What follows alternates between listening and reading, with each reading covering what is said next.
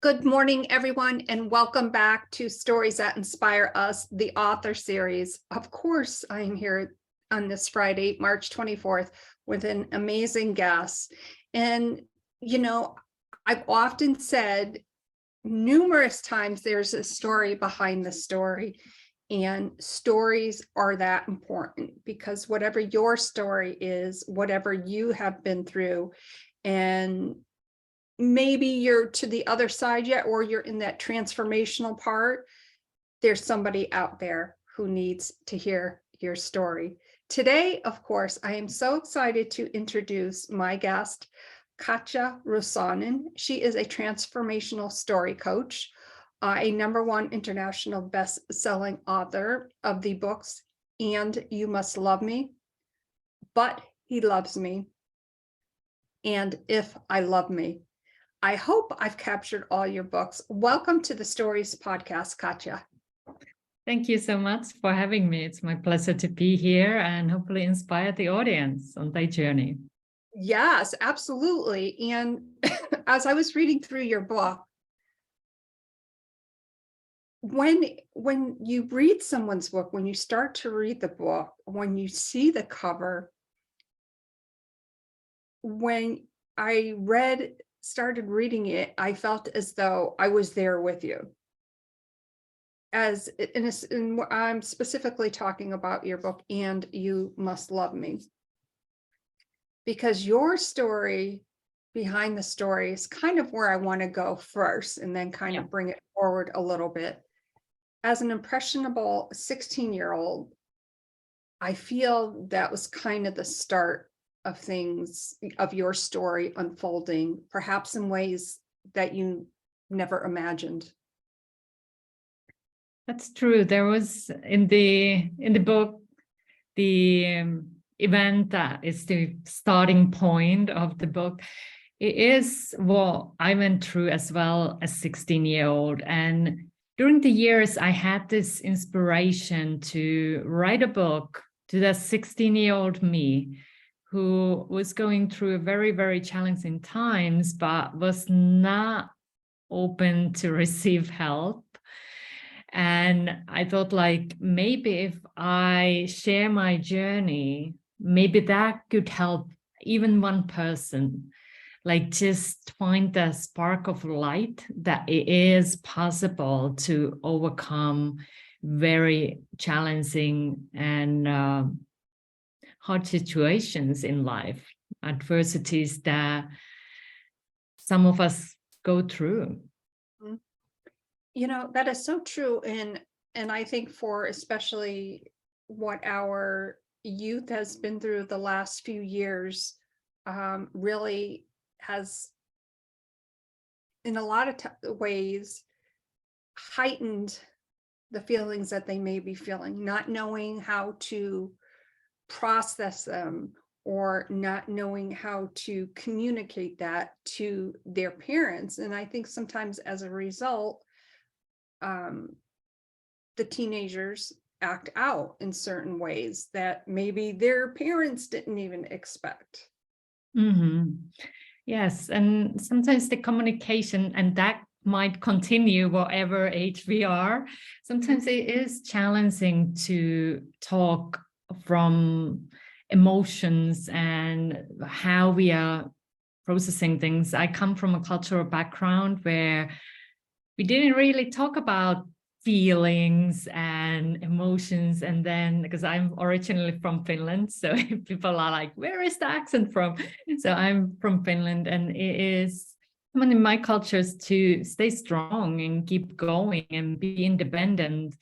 And then there was this very much a lot of emotions within me, and I was just pushing all these emotions down and trying to get rid of them. But that did not really work for me on my own journey. And then finding ways how to process them. And for me personally as well, when I started writing this fictional novel that was based on the core event that I went through, it was very healing. And it was scary too, because it was like opening Pandora's box, and all these emotions came on upfront that I had not fully yet processed. So it was an opportunity for me, first and foremost, do some self-healing. And then it also, the intention always was there to inspire others on their journey. And that is very pivotal, because you had mentioned that in your culture, you didn't talk about feelings, and, you know, suppressing your feelings for such a long time, and then for them to, so to speak, bubble to the surface, and not really knowing how to do that, but through a story that hopefully will inspire others. I can tell you, it's inspired me so far. It's an amazingly well-written book. But back to the self-healing part. Yeah. As you begin to write your book, and some of these old wounds are kind of, again, coming to the surface, through your story transformation, do you think that in a way that was therapeutic, in a way that it like helped you to drag out maybe other incidences related to the event that occurred, that maybe you just sat back for a moment and were like, oh my God, like I made it through, or, you know, here I went through this tragedy, but here I am now. What was that like for you? First of all, as I mentioned, it was scary to open that door. I did not want to do it, but then there was this calling in my heart to start writing that book. And I needed a little push, like giving a little bit of background story as well. I had this idea to write a book ever since this traumatic experience that I went through. I'm kind of leaving it out from here, just letting people to go to read the book. But I was in a place of crossroads in my life. And that was 15 years later, after I went through trauma. 15 years, I did not want to talk about it. I did not want to share. And then I went to a palm reader, because that's where you go when you're crossroads, right? Like, well, that was my choice. And he was giving me a really accurate information and sharing insights. And then he asked me, like, why don't you write? And that stirred something within me, because I knew I had this story, but had now wanted to write. I had all these excuses. Well, I'm not a native English speaker. How could I ever? Because I wanted to write that book in English. So how could I ever write a book in my second language? And all kind of stories that I told myself, why not? And he asked that question, and the reading was in Spanish. So when he asked that, I had no other words in my mind than say yes. And I agreed there and then to start writing, because luckily at that time my Spanish wasn't that good. So I could not come up with all these excuses why not to write. And I did that. Like that night I went home and I started typing. That later on became my debut novel. And it was a journey to find that courage. And what helped me though as well, when you start writing, and I was writing from Renate was the main character in the book. So I wrote the book in somebody else's perspective. Even though it was my story, it gave me a little bit of distance, not making it memoir. And I thought, like, I need to add some additional characters and make it more exciting. But having that different perspective helped me also to view the story in little bit different viewpoint. And I think that helped me as well to go deep. And yes, there was tears sometimes when I was writing it, but I was also allowing myself to feel the feelings and keep writing, because the aim was there to write this book so it could help somebody else. So that was the support I had, to see it in a point of view, like I want to help somebody else who might be going through this. Because by that time, I had already moved forward. I had found ways, thanks to spiritual teachers, how to handle things. But it was not fully yet resolved because there was these layers. But I had already some support that helped me. And that is so important. Do you feel that how you're describing your journey there was almost the basis or the foundation to where you are today? It definitely influenced heavily on my journey and what I want to do in life and how I want to create an impact and support others. As I went through a loss and grief and darkness for several years, and then found a way through, there comes a turning point where you feel that I found something valuable to share with others.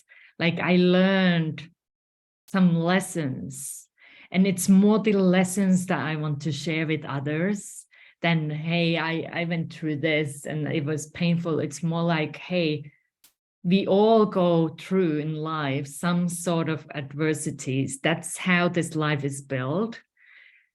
But there is also a way through. And it is the lessons that we can learn from the journey that can help and inspire others. And those are the lessons that I do want to share and inspire others to share too.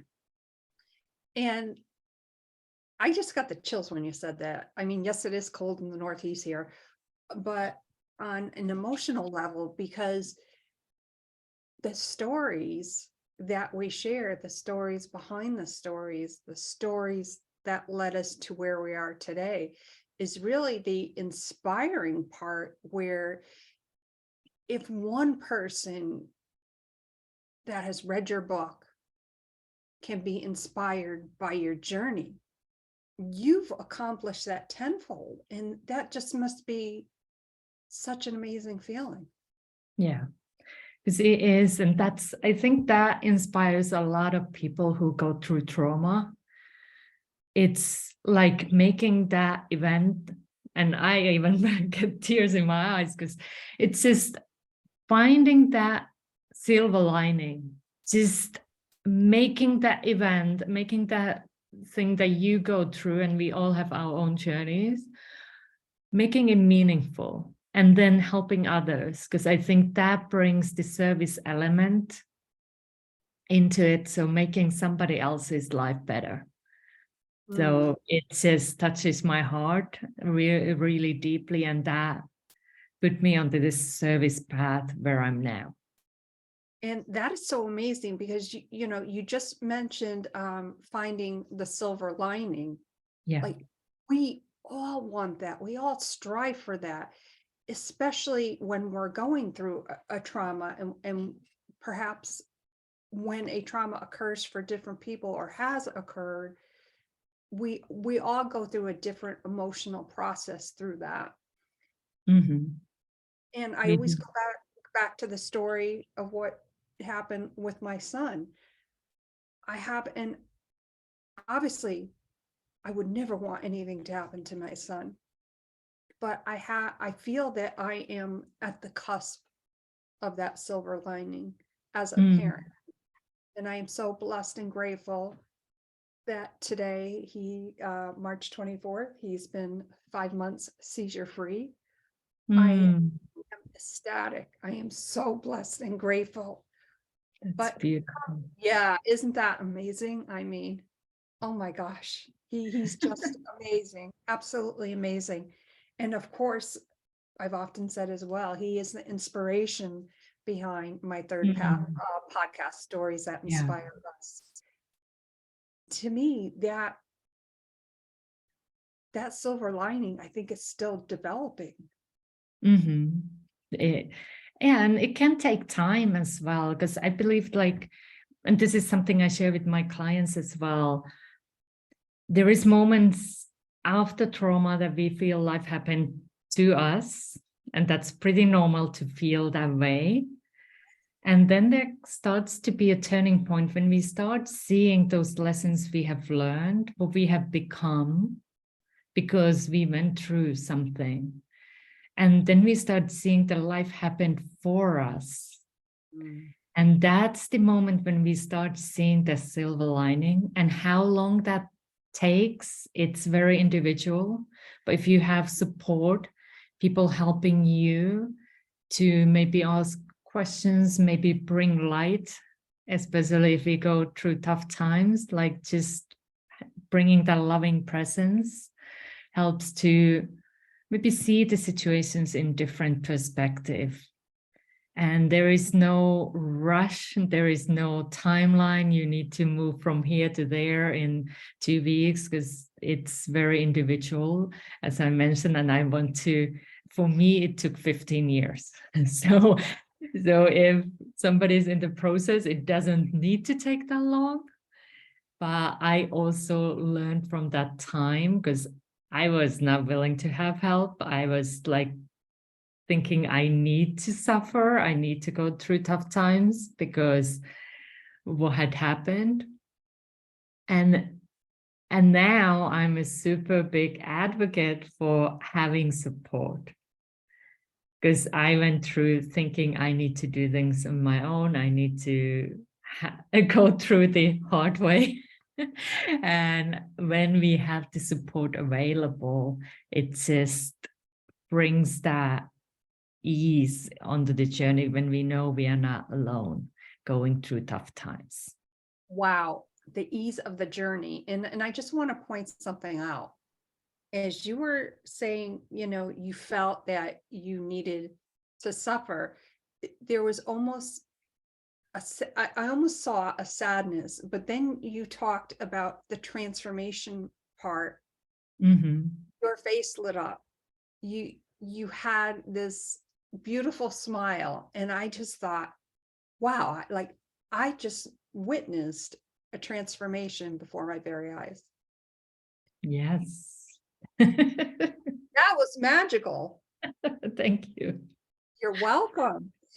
Um, Obviously a transformational story coach. I want to dive into that because I Mm-hmm. obviously love stories. What do you think is a common denominator other than, we know that stories inspire other people? What do you think is a common denominator that perhaps all of your clients have had? They have gone through somewhat challenging situation that has evoked a calling in their heart. And then there has been, and some of them still have some obstacles on the way that become more the inner story. Like something happened, and then we build an inner story around what happened, what it meant about us, what it meant about the world, what it meant about the person or situation. And these inner stories then start holding us back. It's not that much what was the actual event, it's more about the meaning and purpose we give to that event. And that was my personal journey.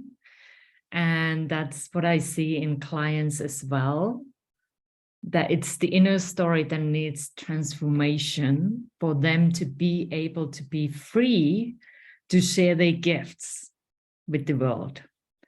So the good news here is that it is possible to transform these inner stories that we tell, and it's it's normal. We all tell stories all the time to ourselves, but it is positive. It's possible to transform these inner stories into something that is empowering you, supporting you to move forward in life.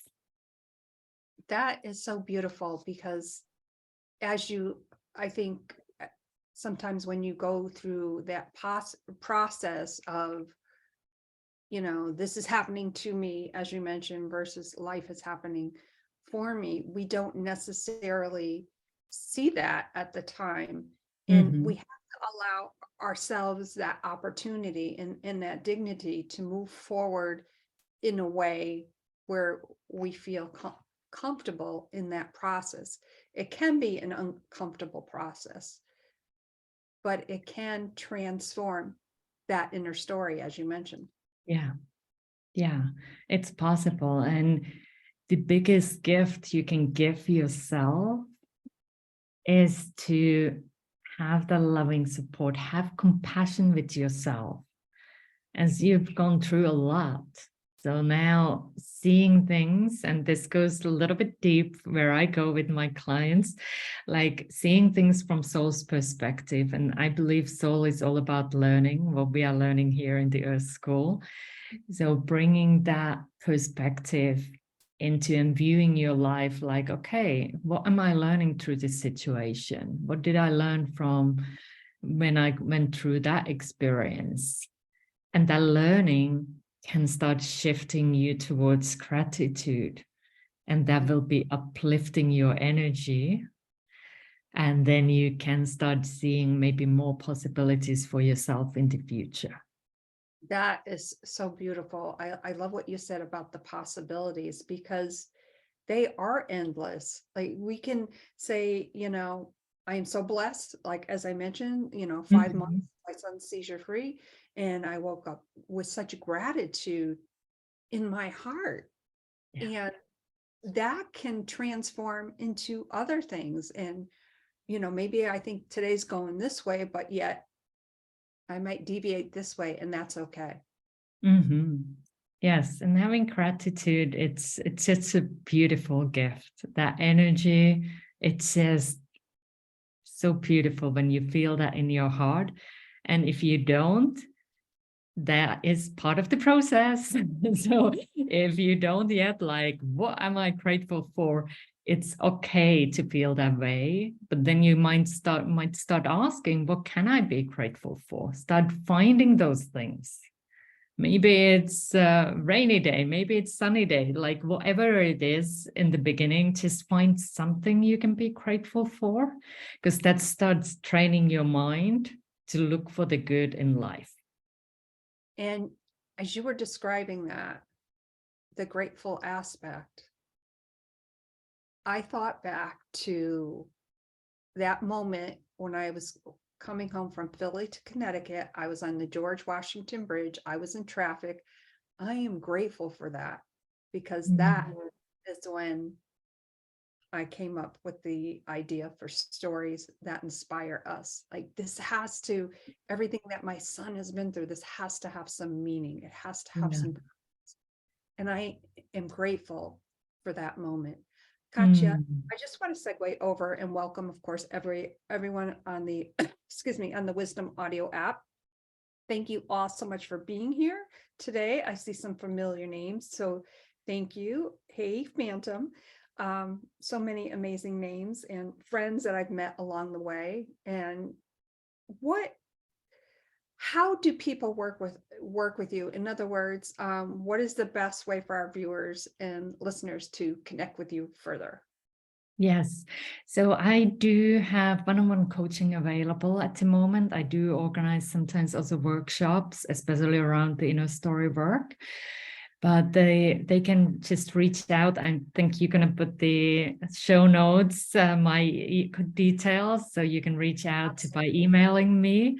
My name is from Finland, so I can say it, but it's Katja, Katja, KatjaRusanen.com, KatjaRusanen.com. And that's my email address. Or you can just reach out to me on social media. I'm on Facebook and Instagram, so you can find me there and just send me a message and let's talk. That is wonderful. And yes, of course, I will make sure all of that information is in the show notes. Before we close out, did I catch all the names of your book? Because I had 3. Yes, those are my own books. Then I have also contributed as a writer to other best-selling books. So those are also available on Amazon. But because my idea was why to write one book when you can write 3. So I immediately, when I started writing, I knew that it's going to be a trilogy. And it is an opportunity to just go on that journey of discovery and transformation as the main character, Renate, is doing her transformation. Yes. Oh my gosh. Thank you so much, Katja, for being here today. I so appreciate your heartfelt story, honoring yourself in such a way to share that passion with others, because these are truly the stories that inspire us. I hope you will definitely consider coming back sometime soon. I'd love to. Thank you. Wonderful. Well, everyone, I am all about the stories. I am all about the inspiration. And if you have a story to share, and maybe you thought, well, I'm not really sure about that, definitely connect with Katja further. And if you, of course, would like to share your story on Stories That Inspire Us, I would love to help you with that. Again, my name is Janice, the host of Stories That Inspire Us, the author series. Absolutely inspired by Katja Rusanen. Amazing. Thank you so much, everyone. And we shall see you again very soon. Bye for now. Thank you. Welcome.